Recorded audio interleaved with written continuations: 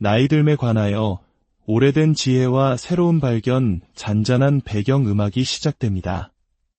오늘 우리가 함께 나눌 이야기가 당신의 마음에 울림을 준다면 소중한 분들과 이야기를 공유하며 서로의 삶을 다독여주는 따뜻한 선물이 되기를 바랍니다. 여러분의 삶의 여정에 지혜와 평안이 깃들기를 기원하며 오늘의 이야기를 시작하겠습니다. 기원전 44년 로마 역사상 가장 위대한 문장가이자 철학자였던 키케로는 62살의 나이에 한 권의 책을 세상에 내놓습니다. 2000년이 지난 오늘날까지도 서구 사회에 깊은 영향을 미치고 있는 책, 바로 노년에 관하여입니다. 키케로는 자신보다 130여 년 앞서 살았던 로마의 존경받는 정치가 데카토의 입을 빌려 나이듦의 의미에 대한 깊은 사색을 풀어놓습니다. 나는 지금껏 자연의 법칙을 따르며 지혜를 쌓아왔다네. 자연이라는 위대한 작가가 인생이라는 드라마의 마지막 장을 결코 소홀히 쓰지는 않았을 것이라 믿기 때문이지. 가을이 되면 과일과 곡식이 무르익어 스스로 떨어지듯 인생에도 끝은 있는 법. 지혜로운 사람은 그 순리를 기꺼이 받아들인다네. 자연에 맞서는 것은 신에게 맞서 전쟁을 벌였던 거인들처럼 어리석고 무모한 일일세. 인류는 아주 오랜 시간 동안 노년의 의미를 탐구해왔습니다. 때로는 노년에서 삶의 지혜와 원숙함이라는 보석을 발견했고, 때로는 늙음이 가져오는 쇠락의 비참함과 죽음에 대한 두려움을 이야기했습니다. 동양의 그림 속 노년은 자연 속에서 유유자적하며 새 속의 욕심을 벗어던진 현자의 모습으로 그려지곤 했습니다. 하지만 오늘 우리는 나이듦에 대한 새로운 질문과 마주하고 있습니다. 과연 현대 사회에서 노년은 어떤 의미를 가질까요? 27년간 BBC에서 기자이자 방송 진행자로 일해온 미리엄 오라일리 씨. 어느 날 그녀에게 청천벽력 같은 소식이 전해집니다. 8년 동안이나 진행해온 간판 프로그램에서 하차하고 그녀의 자리를 더 젊은 여성 진행자가 대신할 것이라는 통보였습니다. 그녀가 진행하던 프로그램은 생생한 현장 취재가 중요한 농촌 보도 프로그램이었습니다. 미리엄은 프로그램의 성격에 맞춰 누구보다 자신의 역할을 충실히 해왔다고 항의했지만 회사로부터 돌아온 대답은 차가웠습니다. 현실을 받아들이세요. 당시 그녀의 나이 52세. 결국 문제는 나이였습니다. 당시 그녀와 함께 해고된 동료 진행자들도 모두 50을 갓 넘긴 여성들이었습니다. 미리엄은 부당한 나이 차별에 맞서 소송을 결심했고 이 사건은 영국 사회 전체의 뜨거운 관심사가 되었습니다. 사람들은 나이가 들면서 우리가 사회에서 보이지 않는 존재가 되어가는 것에 절망하고 있었어요. 많은 분들이 제게 말했죠. 당신이 우리를 대신해 아니오라고 말할 용기를 내주었다고요. 미리엄의 용기 있는 소송 덕분에 영국 사회에 잠재되어 있던 연령차별 문제가 수면 위로 떠올랐습니다.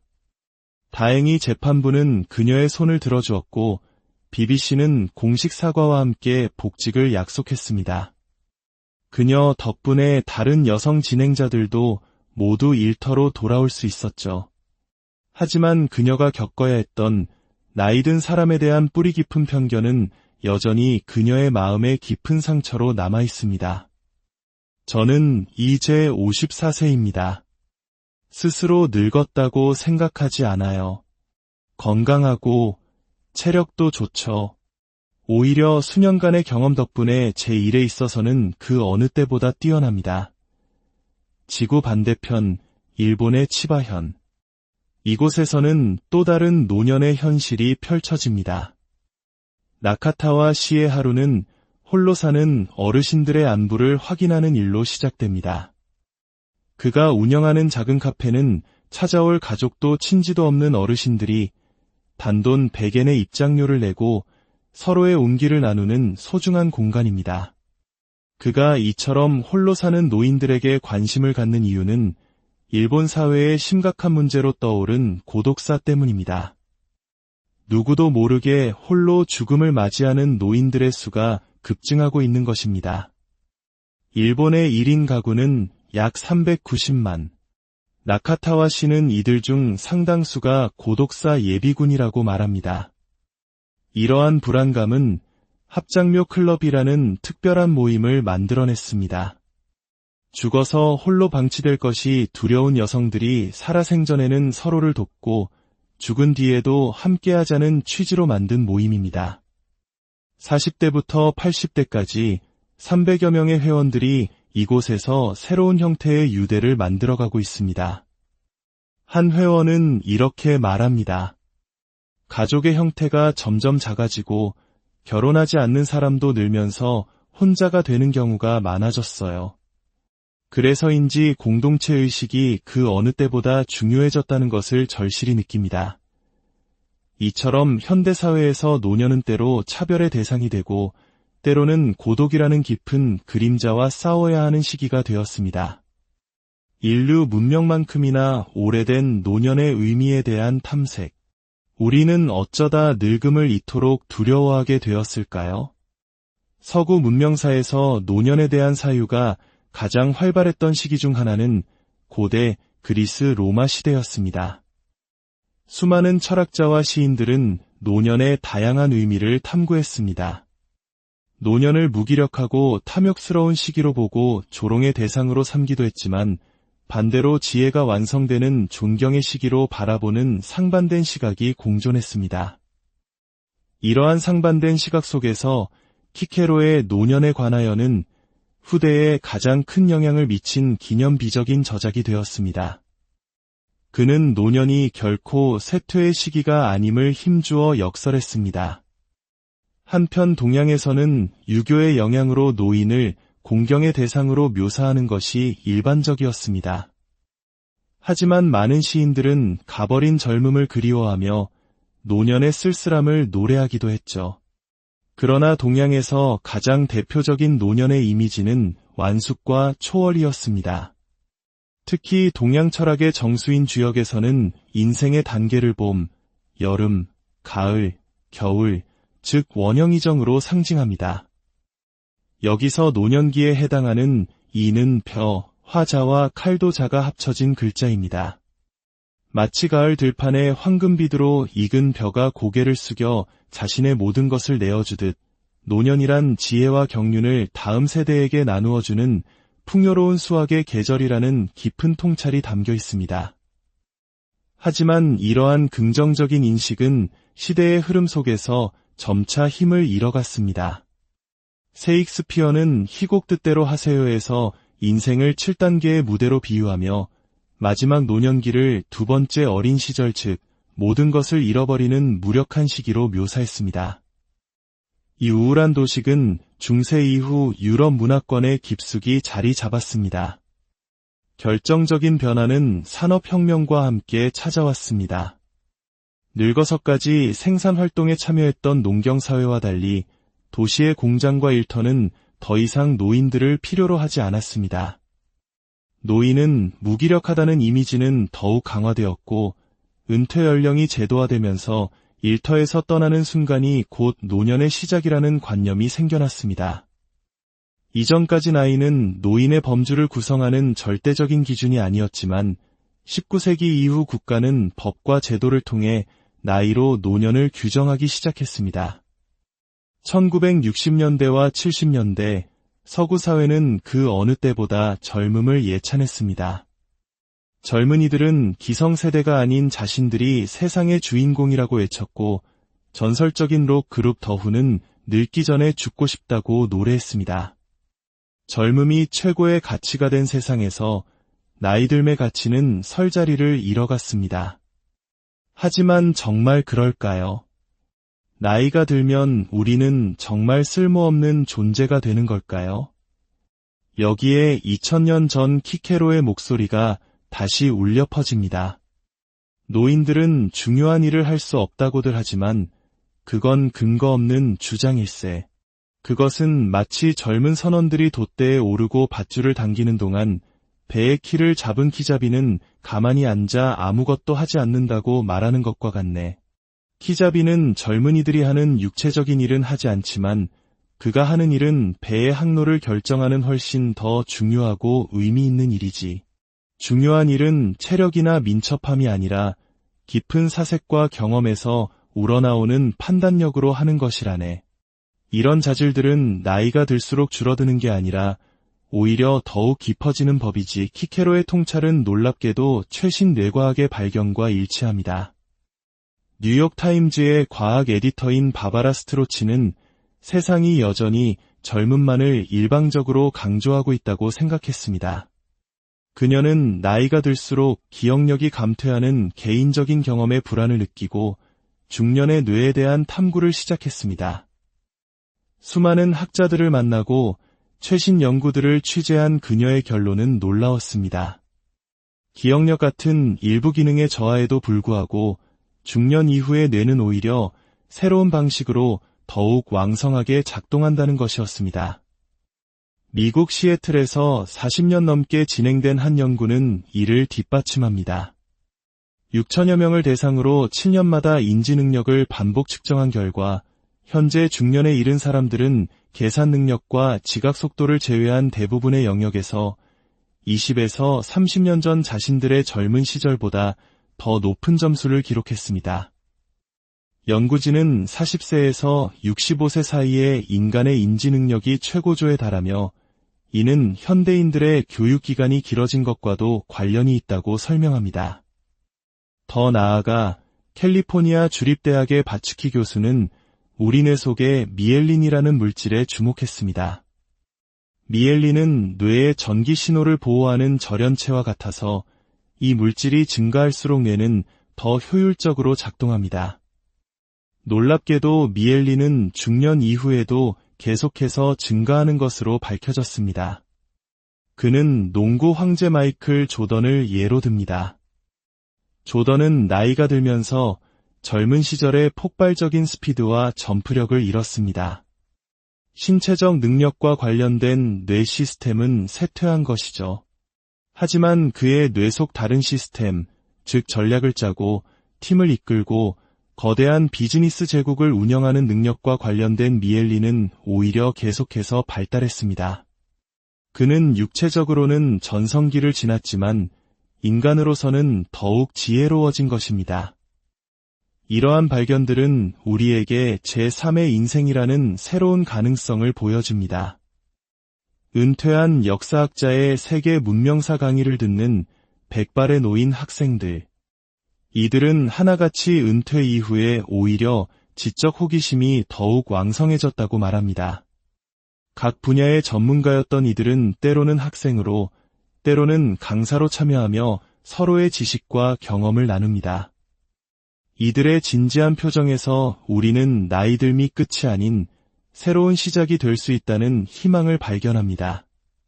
그렇다면 행복은 어떨까요? 우리는 흔히 젊을수록 더 행복할 것이라고 생각합니다. 하지만 정말 그럴까요? 듀크 대학의 피터 유벨 교수가 흥미로운 실험을 했습니다. 30대와 70대 집단에게 두 연령대 중 언제가 더 행복할 것 같으냐고 물었을 때 두 집단 모두 30대가 더 행복할 것이라고 답했습니다. 그러나 당신은 현재 얼마나 행복합니까? 라고 물었을 때 결과는 정반대였습니다. 실제로는 70대 집단이 30대 집단보다 훨씬 더 높은 행복도를 보였습니다. 영국 워릭대학의 오스월드 교수는 이러한 현상을 행복의 유자 곡선이라고 이름 붙였습니다. 우리의 행복감은 청년기에 높았다가 중년기에 가장 낮은 지점을 찍고 그 이후 다시 꾸준히 증가하여 노년기의 최고조에 이른다는 것입니다. 왜 이런 현상이 나타날까요? 그는 이렇게 설명합니다. 젊은 시절 우리는 아주 높은 포부를 가집니다. 국가대표 축구팀 주장이 되거나 노벨상을 타는 것과 같은 불가능해 보이는 꿈을 꾸죠. 하지만 중년이 되면 우리는 그 꿈을 이룰 수 없다는 현실을 받아들여야만 합니다. 바로 이 과정에서 행복도가 떨어지는 것이죠. 그러나 그 시기를 지나고 나면 사람들은 자신의 한계를 받아들이고 현실과 타협하며 작은 것에서 행복을 찾는 법을 배우게 됩니다. 이것이 노년의 행복도가 다시 높아지는 이유라고 생각합니다. 뉴욕에 사는 86세의 베티 할머니는 이 유자 곡선을 온몸으로 증명하는 분입니다. 최근까지 사회복지사로 일했고 70세에는 새로운 예방 프로그램을 시작했으며 뒤늦게 배운 컴퓨터로 회고록을 집필하고 있습니다. 체력이 예전 같지 않고 몸은 느려졌지만 그 대신 마음은 훨씬 더 평화로워졌어요. 지금까지의 삶을 돌아보면 정말 멀리까지 왔다는 느낌이 들어요. 삶의 매 순간 더 나은 나 자신을 만들려고 노력해온 것에 자부심을 느낍니다. 저에게 인생은 아주 만족스러운 모험이었고 긍정적인 결말을 향해 가고 있어요. 다시 키케로의 목소리에 귀를 기울여 봅니다. 노인들은 성격이 괴팍하다고들 하지. 하지만 그건 나이의 문제가 아니라 본래 그 사람의 성격 문제일 뿐이네. 물론 좋은 성품이라 할 순 없지만 그들이 왜 그렇게 변하는지 설명할 수는 있지. 노인들은 사람들이 자신을 경멸하고 무시한다고 생각하네. 몸이 쇠약해지면 사소한 공격에도 마음이 상하기 쉬운 법이지. 현대사회는 속도와 효율, 그리고 젊음을 최고의 가치로 여깁니다. 이러한 문화 속에서 나이 들매 고유한 가치, 즉 신중함, 사려 깊음, 지혜, 절제와 같은 미덕들은 잊혀지고 있습니다. 전통사회에서 젊은이들이 배워야 할 덕목으로 여겨졌던 것들이죠. 노년의 의미가 희미해지면서 많은 이들이 젊음의 겉모습만을 필사적으로 추구하게 되었습니다. 하지만 이것은 사회 전체적으로도 커다란 손실입니다. 21세기 전 세계는 유례없는 고령화 사회로 접어들고 있습니다. 베이비붐 세대로 대표되는 현대의 노년층은 과거의 노인들과는 다릅니다. 훨씬 더 교육 수준이 높고 자신의 목소리를 내는데 주저하지 않죠. 이러한 변화에 맞춰 사회도 변해야 합니다. 뉴욕시는 노인들이 건널목을 안전하게 건널 수 있도록 보행 신호 시간을 늘리는 노인 친화적 도시 프로젝트를 시작했습니다. 세계 최대의 로봇 생산국인 일본에서는 거동이 불편한 노인들을 돕는 다양한 로봇이 개발되고 있습니다. 하지만 이러한 기술적 해결책이 모든 것을 해결해주지는 않습니다. 일본에서는 한때 축복으로 여겨졌던 장수가 이제는 사회적 부담이라는 인식이 커지고 있습니다. 100세를 맞은 노인에게 정부가 수여하는 기념은잔의 크기가 예산 문제로 점점 작아지고 있다는 사실은 상징적입니다. 그럼에도 불구하고 100세가 넘은 나이에도 매일 약국에 나와 일을 하는 스즈키 할아버지처럼 많은 어르신들은 여전히 우리 사회의 당당한 구성원으로 살아가고 싶어 합니다. 우리는 지금 중대한 기로에 서 있습니다. 나이 듦을 단순히 쇠퇴와 상실의 과정으로 볼 것인가, 아니면 지혜와 통합, 그리고 새로운 성장의 기회로 받아들일 것인가. 키케로가 2000년 전에 던졌던 질문은 오늘 우리에게 더욱 절실하게 다가옵니다. 나이 듦은 우리가 싸워 이겨야 할 적이 아닙니다. 그것은 인생이라는 위대한 드라마의 마지막 장이며 그 자체로 고유한 의미와 아름다움을 지니고 있습니다. 우리의 과제는 노화를 막는 것이 아니라 모든 세대가 자신의 나이에서 가치를 발견하고 존중받으며 살아갈 수 있는 사회를 만드는 것입니다.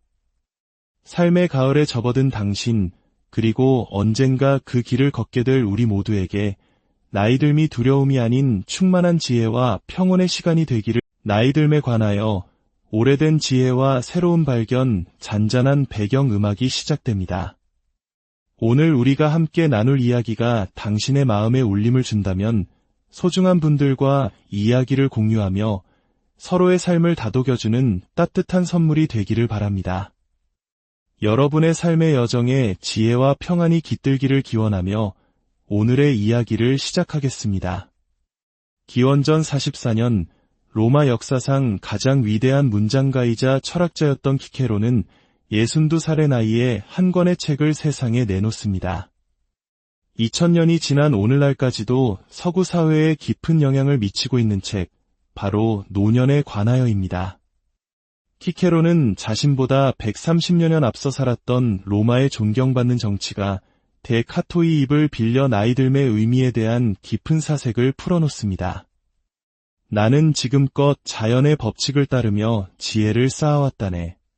자연이라는 위대한 작가가 인생이라는 드라마의 마지막 장을 결코 소홀히 쓰지는 않았을 것이라 믿기 때문이지. 가을이 되면 과일과 곡식이 무르익어 스스로 떨어지듯 인생에도 끝은 있는 법. 지혜로운 사람은 그 순리를 기꺼이 받아들인다네. 자연에 맞서는 것은 신에게 맞서 전쟁을 벌였던 거인들처럼 어리석고 무모한 일일세. 인류는 아주 오랜 시간 동안 노년의 의미를 탐구해왔습니다.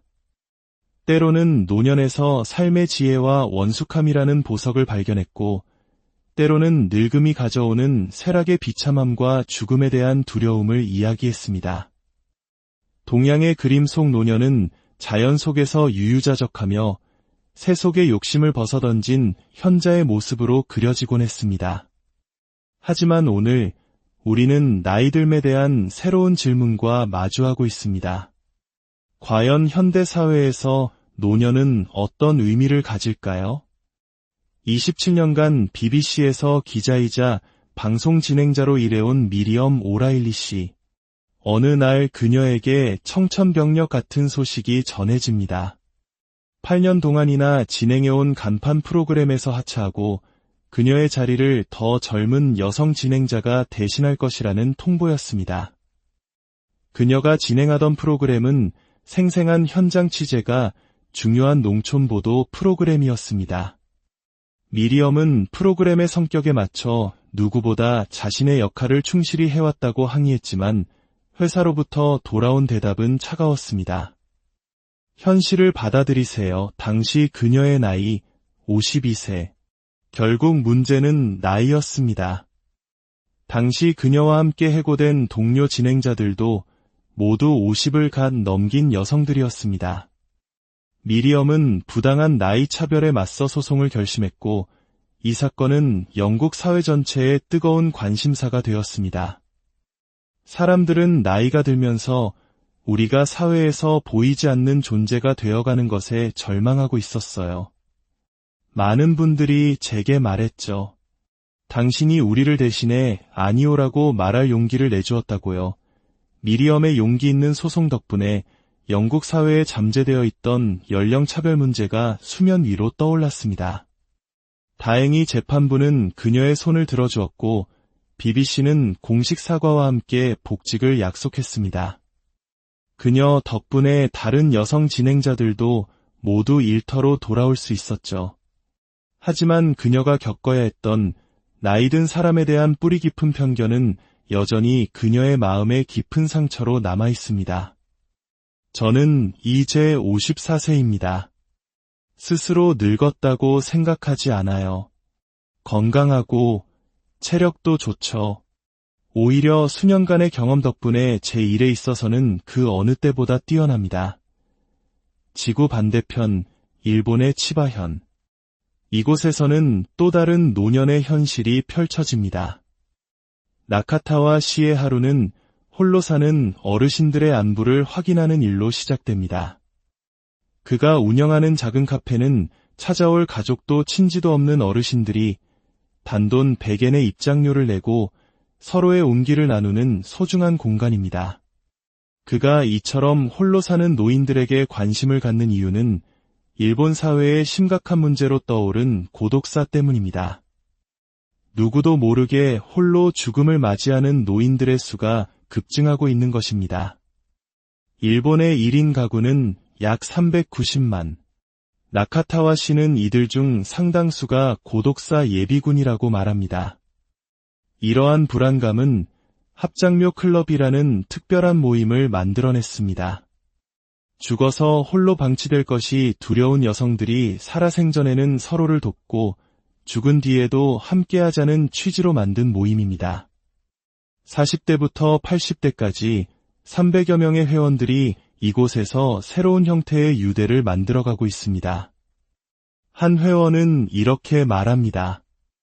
가족의 형태가 점점 작아지고 결혼하지 않는 사람도 늘면서 혼자가 되는 경우가 많아졌어요.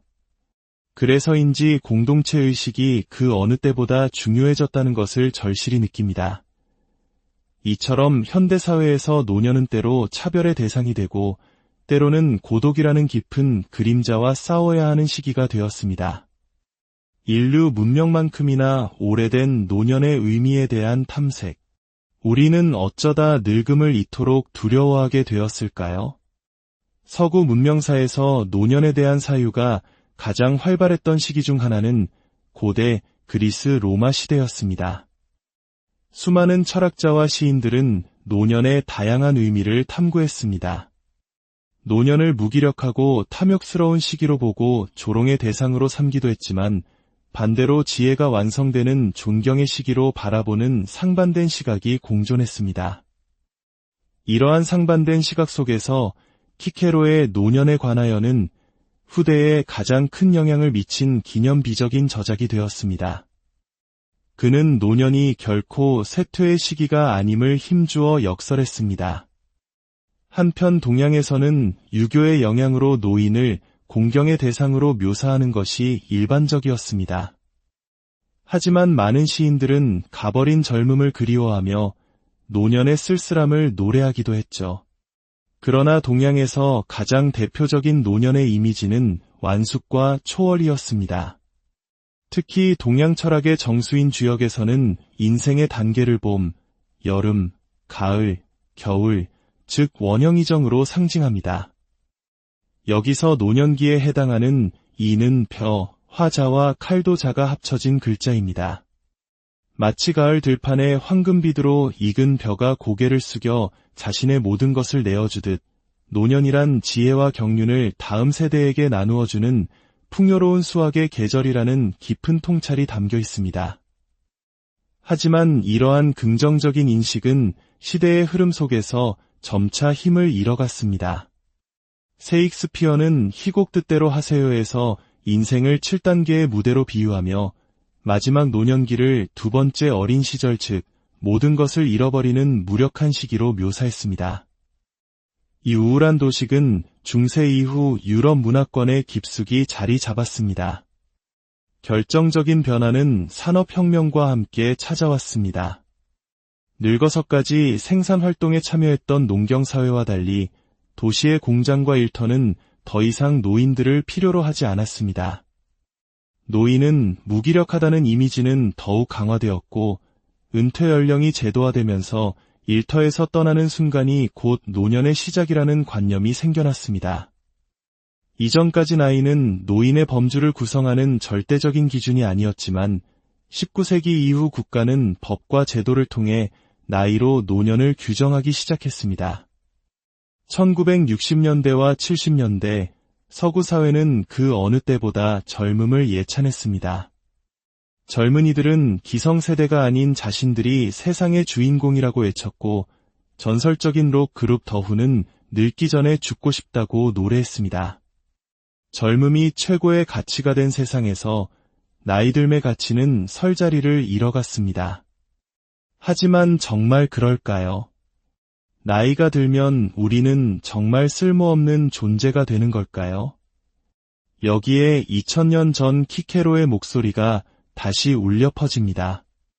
노인들은 중요한 일을 할 수 없다고들 하지만 그건 근거 없는 주장일세. 그것은 마치 젊은 선원들이 돛대에 오르고 밧줄을 당기는 동안 배의 키를 잡은 키잡이는 가만히 앉아 아무것도 하지 않는다고 말하는 것과 같네. 키잡이는 젊은이들이 하는 육체적인 일은 하지 않지만 그가 하는 일은 배의 항로를 결정하는 훨씬 더 중요하고 의미 있는 일이지. 중요한 일은 체력이나 민첩함이 아니라 깊은 사색과 경험에서 우러나오는 판단력으로 하는 것이라네. 이런 자질들은 나이가 들수록 줄어드는 게 아니라 오히려 더욱 깊어지는 법이지. 키케로의 통찰은 놀랍게도 최신 뇌과학의 발견과 일치합니다. 뉴욕타임즈의 과학 에디터인 바바라 스트로치는 세상이 여전히 젊음만을 일방적으로 강조하고 있다고 생각했습니다. 그녀는 나이가 들수록 기억력이 감퇴하는 개인적인 경험에 불안을 느끼고 중년의 뇌에 대한 탐구를 시작했습니다. 수많은 학자들을 만나고 최신 연구들을 취재한 그녀의 결론은 놀라웠습니다. 기억력 같은 일부 기능의 저하에도 불구하고 중년 이후의 뇌는 오히려 새로운 방식으로 더욱 왕성하게 작동한다는 것이었습니다. 미국 시애틀에서 40년 넘게 진행된 한 연구는 이를 뒷받침합니다. 6천여 명을 대상으로 7년마다 인지 능력을 반복 측정한 결과 현재 중년에 이른 사람들은 계산 능력과 지각 속도를 제외한 대부분의 영역에서 20에서 30년 전 자신들의 젊은 시절보다 더 높은 점수를 기록했습니다. 연구진은 40세에서 65세 사이의 인간의 인지 능력이 최고조에 달하며 이는 현대인들의 교육기간이 길어진 것과도 관련이 있다고 설명합니다. 더 나아가 캘리포니아 주립대학의 바츠키 교수는 우리 뇌 속의 미엘린이라는 물질에 주목했습니다. 미엘린은 뇌의 전기 신호를 보호하는 절연체와 같아서 이 물질이 증가할수록 뇌는 더 효율적으로 작동합니다. 놀랍게도 미엘린은 중년 이후에도 계속해서 증가하는 것으로 밝혀졌습니다. 그는 농구 황제 마이클 조던을 예로 듭니다. 조던은 나이가 들면서 젊은 시절의 폭발적인 스피드와 점프력을 잃었습니다.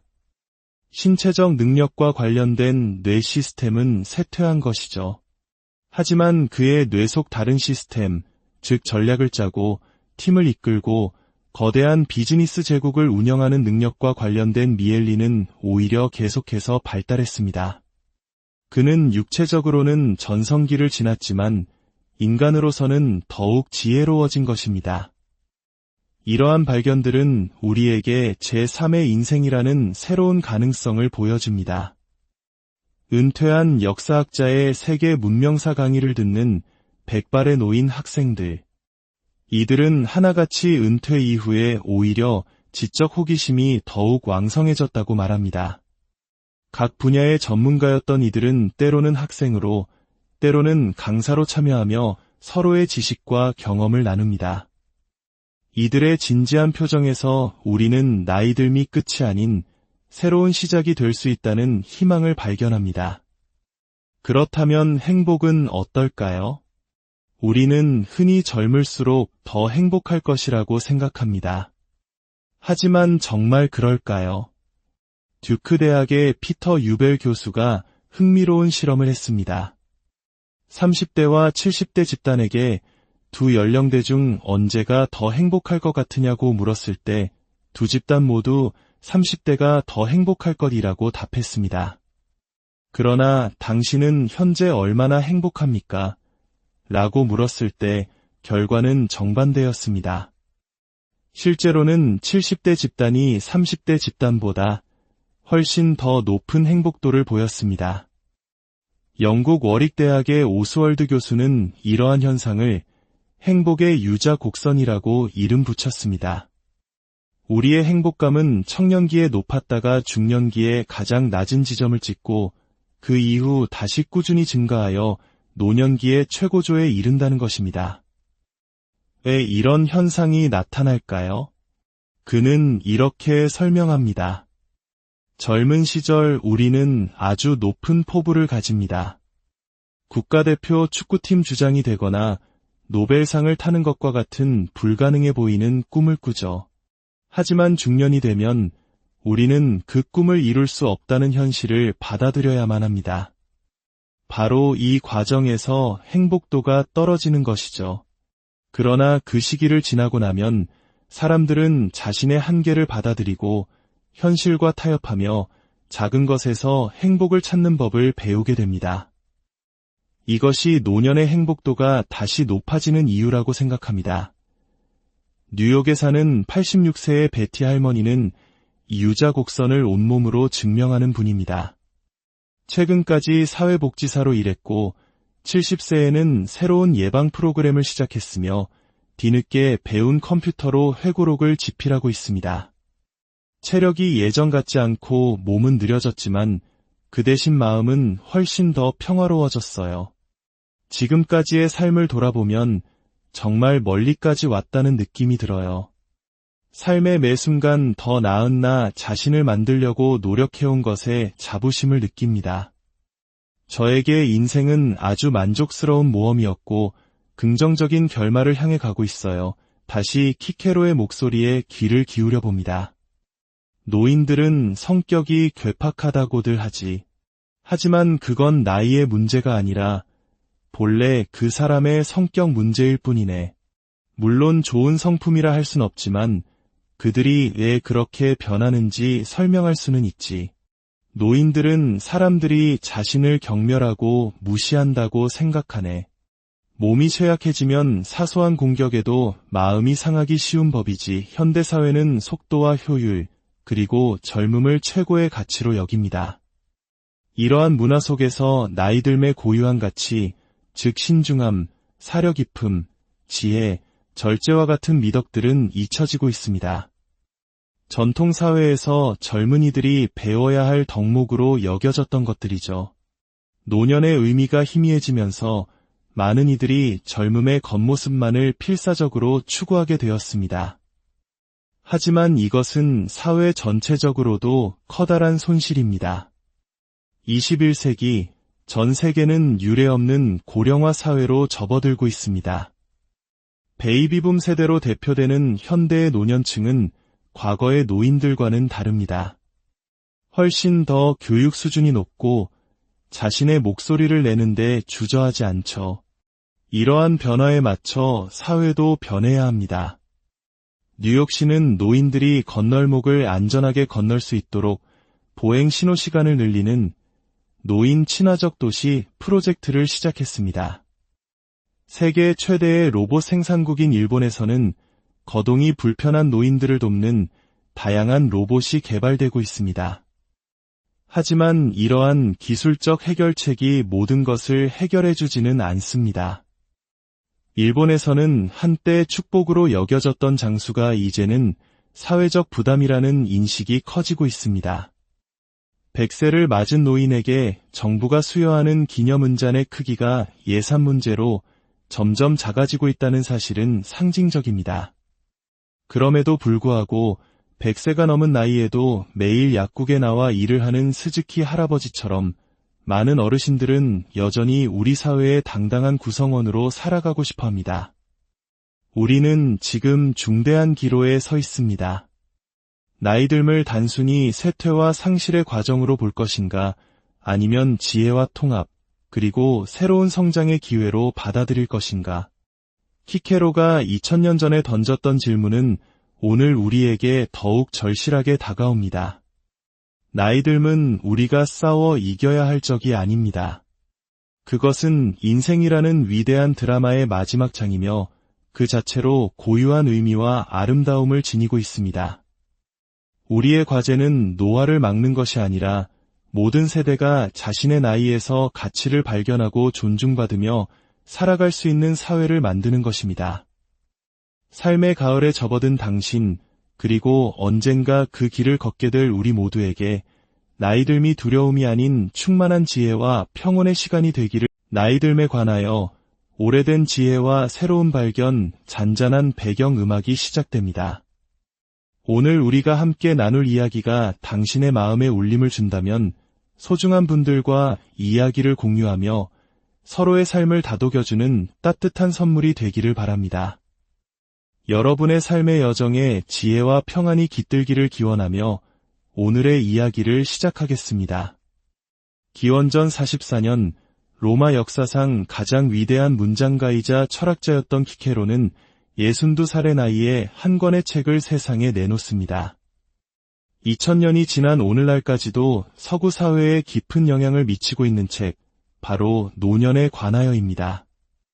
키케로는 자신보다 130여 년 앞서 살았던 로마의 존경받는 정치가 데카토의 입을 빌려 나이 듦의 의미에 대한 깊은 사색을 풀어놓습니다. 나는 지금껏 자연의 법칙을 따르며 지혜를 쌓아왔다네. 자연이라는 위대한 작가가 인생이라는 드라마의 마지막 장을 결코 소홀히 쓰지는 않았을 것이라 믿기 때문이지. 가을이 되면 과일과 곡식이 무르익어 스스로 떨어지듯 인생에도 끝은 있는 법. 지혜로운 사람은 그 순리를 기꺼이 받아들인다네. 자연에 맞서는 것은 신에게 맞서 전쟁을 벌였던 거인들처럼 어리석고 무모한 일일세. 인류는 아주 오랜 시간 동안 노년의 의미를 탐구해왔습니다. 때로는 노년에서 삶의 지혜와 원숙함이라는 보석을 발견했고, 때로는 늙음이 가져오는 쇠락의 비참함과 죽음에 대한 두려움을 이야기했습니다. 동양의 그림 속 노년은 자연 속에서 유유자적하며 새 속의 욕심을 벗어던진 현자의 모습으로 그려지곤 했습니다. 하지만 오늘 우리는 나이듦에 대한 새로운 질문과 마주하고 있습니다. 과연 현대 사회에서 노년은 어떤 의미를 가질까요? 27년간 BBC에서 기자이자 방송 진행자로 일해온 미리엄 오라일리 씨. 어느 날 그녀에게 청천벽력 같은 소식이 전해집니다. 8년 동안이나 진행해온 간판 프로그램에서 하차하고 그녀의 자리를 더 젊은 여성 진행자가 대신할 것이라는 통보였습니다. 그녀가 진행하던 프로그램은 생생한 현장 취재가 중요한 농촌 보도 프로그램이었습니다. 미리엄은 프로그램의 성격에 맞춰 누구보다 자신의 역할을 충실히 해왔다고 항의했지만 회사로부터 돌아온 대답은 차가웠습니다. 현실을 받아들이세요. 당시 그녀의 나이 52세. 결국 문제는 나이였습니다. 당시 그녀와 함께 해고된 동료 진행자들도 모두 50을 갓 넘긴 여성들이었습니다. 미리엄은 부당한 나이 차별에 맞서 소송을 결심했고, 이 사건은 영국 사회 전체의 뜨거운 관심사가 되었습니다.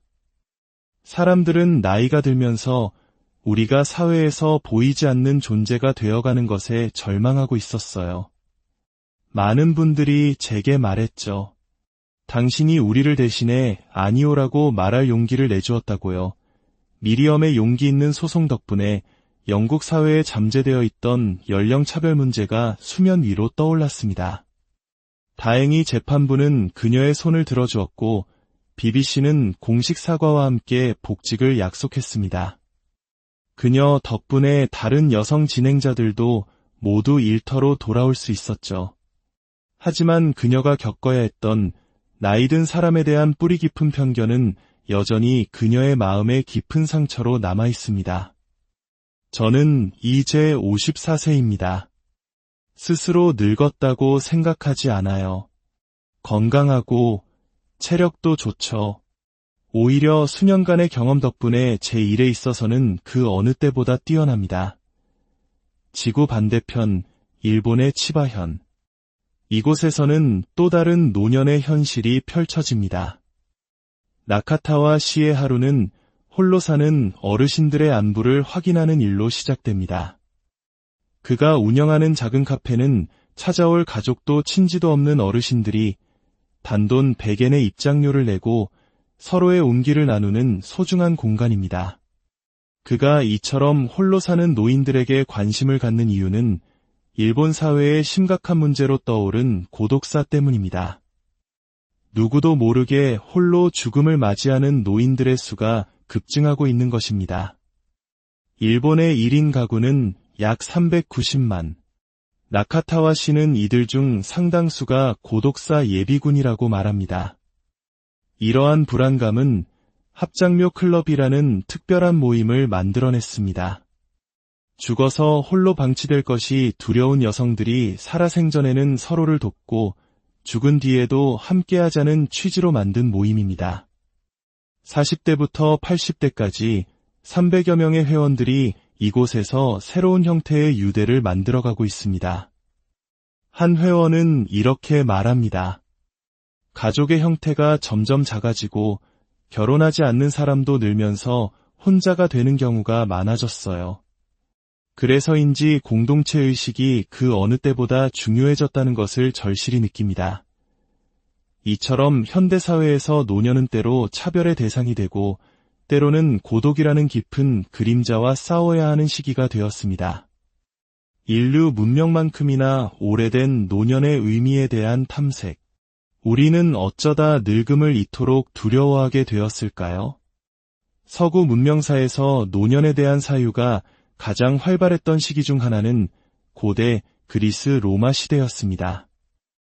수많은 철학자와 시인들은 노년의 다양한 의미를 탐구했습니다. 노년을 무기력하고 탐욕스러운 시기로 보고 조롱의 대상으로 삼기도 했지만 반대로 지혜가 완성되는 존경의 시기로 바라보는 상반된 시각이 공존했습니다. 이러한 상반된 시각 속에서 키케로의 노년에 관하여는 후대에 가장 큰 영향을 미친 기념비적인 저작이 되었습니다. 그는 노년이 결코 쇠퇴의 시기가 아님을 힘주어 역설했습니다. 한편 동양에서는 유교의 영향으로 노인을 공경의 대상으로 묘사하는 것이 일반적이었습니다. 하지만 많은 시인들은 가버린 젊음을 그리워하며 노년의 쓸쓸함을 노래하기도 했죠. 그러나 동양에서 가장 대표적인 노년의 이미지는 완숙과 초월이었습니다. 특히 동양 철학의 정수인 주역에서는 인생의 단계를 봄, 여름, 가을, 겨울, 즉 원형이정으로 상징합니다. 여기서 노년기에 해당하는 이는 벼, 화자와 칼도자가 합쳐진 글자입니다. 마치 가을 들판에 황금비두로 익은 벼가 고개를 숙여 자신의 모든 것을 내어주듯 노년이란 지혜와 경륜을 다음 세대에게 나누어주는 풍요로운 수확의 계절이라는 깊은 통찰이 담겨 있습니다. 하지만 이러한 긍정적인 인식은 시대의 흐름 속에서 점차 힘을 잃어갔습니다. 세익스피어는 희곡 뜻대로 하세요에서 인생을 7단계의 무대로 비유하며 마지막 노년기를 두 번째 어린 시절 즉 모든 것을 잃어버리는 무력한 시기로 묘사했습니다. 이 우울한 도식은 중세 이후 유럽 문화권에 깊숙이 자리 잡았습니다. 결정적인 변화는 산업혁명과 함께 찾아왔습니다. 늙어서까지 생산활동에 참여했던 농경사회와 달리 도시의 공장과 일터는 더 이상 노인들을 필요로 하지 않았습니다. 노인은 무기력하다는 이미지는 더욱 강화되었고 은퇴 연령이 제도화되면서 일터에서 떠나는 순간이 곧 노년의 시작이라는 관념이 생겨났습니다. 이전까지 나이는 노인의 범주를 구성하는 절대적인 기준이 아니었지만 19세기 이후 국가는 법과 제도를 통해 나이로 노년을 규정하기 시작했습니다. 1960년대와 70년대 서구 사회는 그 어느 때보다 젊음을 예찬했습니다. 젊은이들은 기성세대가 아닌 자신들이 세상의 주인공이라고 외쳤고 전설적인 록 그룹 더후는 늙기 전에 죽고 싶다고 노래했습니다. 젊음이 최고의 가치가 된 세상에서 나이듦의 가치는 설 자리를 잃어갔습니다. 하지만 정말 그럴까요? 나이가 들면 우리는 정말 쓸모없는 존재가 되는 걸까요? 여기에 2000년 전 키케로의 목소리가 다시 울려 퍼집니다. 노인들은 중요한 일을 할 수 없다고들 하지만 그건 근거 없는 주장일세. 그것은 마치 젊은 선원들이 돛대에 오르고 밧줄을 당기는 동안 배의 키를 잡은 키잡이는 가만히 앉아 아무것도 하지 않는다고 말하는 것과 같네. 키잡이는 젊은이들이 하는 육체적인 일은 하지 않지만 그가 하는 일은 배의 항로를 결정하는 훨씬 더 중요하고 의미 있는 일이지. 중요한 일은 체력이나 민첩함이 아니라 깊은 사색과 경험에서 우러나오는 판단력으로 하는 것이라네. 이런 자질들은 나이가 들수록 줄어드는 게 아니라 오히려 더욱 깊어지는 법이지. 키케로의 통찰은 놀랍게도 최신 뇌과학의 발견과 일치합니다. 뉴욕타임즈의 과학 에디터인 바바라 스트로치는 세상이 여전히 젊음만을 일방적으로 강조하고 있다고 생각했습니다. 그녀는 나이가 들수록 기억력이 감퇴하는 개인적인 경험의 불안을 느끼고 중년의 뇌에 대한 탐구를 시작했습니다. 수많은 학자들을 만나고 최신 연구들을 취재한 그녀의 결론은 놀라웠습니다. 기억력 같은 일부 기능의 저하에도 불구하고 중년 이후의 뇌는 오히려 새로운 방식으로 더욱 왕성하게 작동한다는 것이었습니다. 미국 시애틀에서 40년 넘게 진행된 한 연구는 이를 뒷받침합니다. 6천여 명을 대상으로 7년마다 인지 능력을 반복 측정한 결과 현재 중년에 이른 사람들은 계산 능력과 지각 속도를 제외한 대부분의 영역에서 20에서 30년 전 자신들의 젊은 시절보다 더 높은 점수를 기록했습니다. 연구진은 40세에서 65세 사이의 인간의 인지 능력이 최고조에 달하며 이는 현대인들의 교육기간이 길어진 것과도 관련이 있다고 설명합니다. 더 나아가 캘리포니아 주립대학의 바츠키 교수는 우리 뇌 속의 미엘린이라는 물질에 주목했습니다. 미엘린은 뇌의 전기 신호를 보호하는 절연체와 같아서 이 물질이 증가할수록 뇌는 더 효율적으로 작동합니다. 놀랍게도 미엘린은 중년 이후에도 계속해서 증가하는 것으로 밝혀졌습니다. 그는 농구 황제 마이클 조던을 예로 듭니다. 조던은 나이가 들면서 젊은 시절의 폭발적인 스피드와 점프력을 잃었습니다. 신체적 능력과 관련된 뇌 시스템은 쇠퇴한 것이죠. 하지만 그의 뇌 속 다른 시스템, 즉 전략을 짜고 팀을 이끌고 거대한 비즈니스 제국을 운영하는 능력과 관련된 미엘린은 오히려 계속해서 발달했습니다.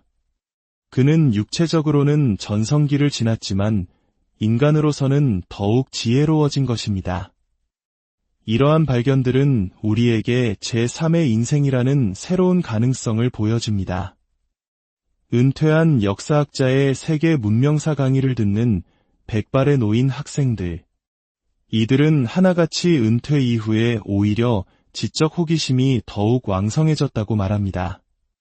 각 분야의 전문가였던 이들은 때로는 학생으로, 때로는 강사로 참여하며 서로의 지식과 경험을 나눕니다. 이들의 진지한 표정에서 우리는 나이듦이 끝이 아닌 새로운 시작이 될 수 있다는 희망을 발견합니다. 그렇다면 행복은 어떨까요?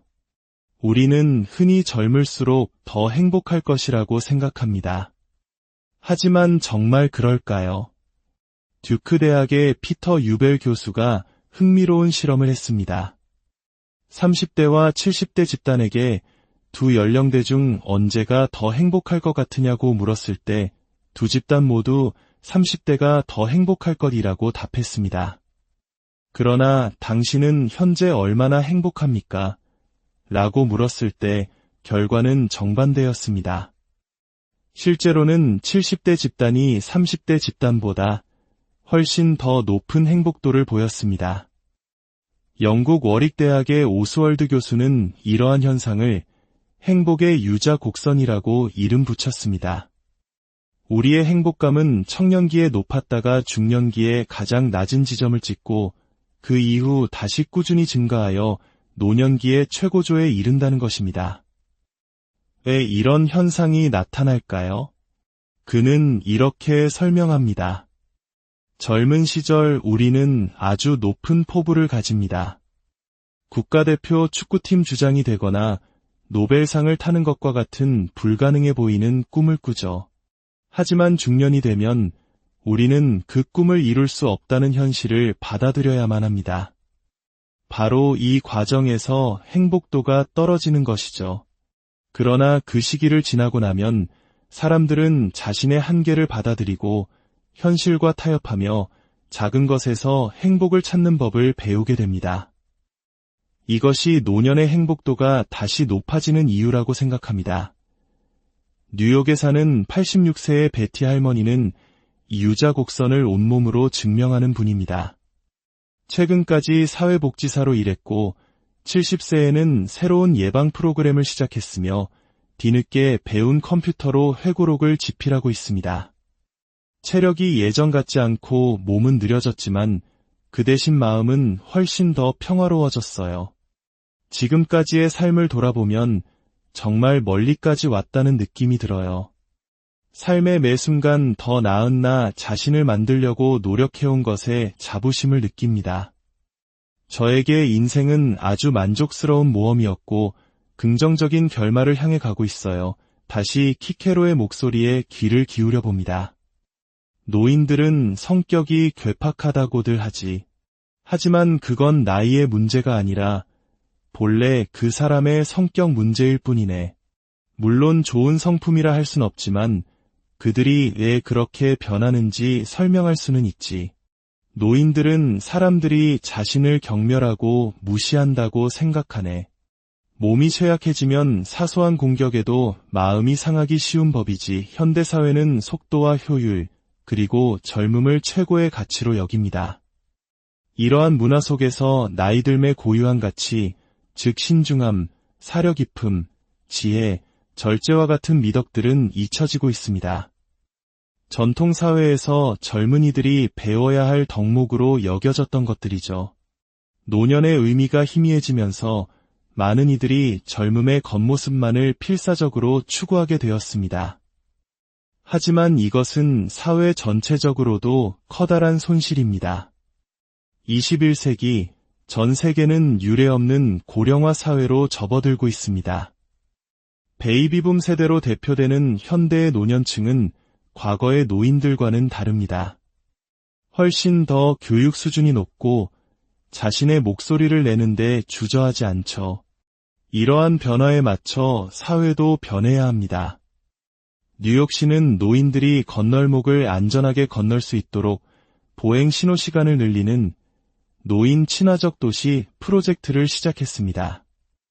세계 최대의 로봇 생산국인 일본에서는 거동이 불편한 노인들을 돕는 다양한 로봇이 개발되고 있습니다. 하지만 이러한 기술적 해결책이 모든 것을 해결해주지는 않습니다. 일본에서는 한때 축복으로 여겨졌던 장수가 이제는 사회적 부담이라는 인식이 커지고 있습니다. 100세를 맞은 노인에게 정부가 수여하는 기념은잔의 크기가 예산 문제로 점점 작아지고 있다는 사실은 상징적입니다. 그럼에도 불구하고 100세가 넘은 나이에도 매일 약국에 나와 일을 하는 스즈키 할아버지처럼 많은 어르신들은 여전히 우리 사회의 당당한 구성원으로 살아가고 싶어 합니다. 우리는 지금 중대한 기로에 서 있습니다. 나이 듦을 단순히 쇠퇴와 상실의 과정으로 볼 것인가, 아니면 지혜와 통합, 그리고 새로운 성장의 기회로 받아들일 것인가. 키케로가 2000년 전에 던졌던 질문은 오늘 우리에게 더욱 절실하게 다가옵니다. 나이 듦은 우리가 싸워 이겨야 할 적이 아닙니다. 그것은 인생이라는 위대한 드라마의 마지막 장이며 그 자체로 고유한 의미와 아름다움을 지니고 있습니다.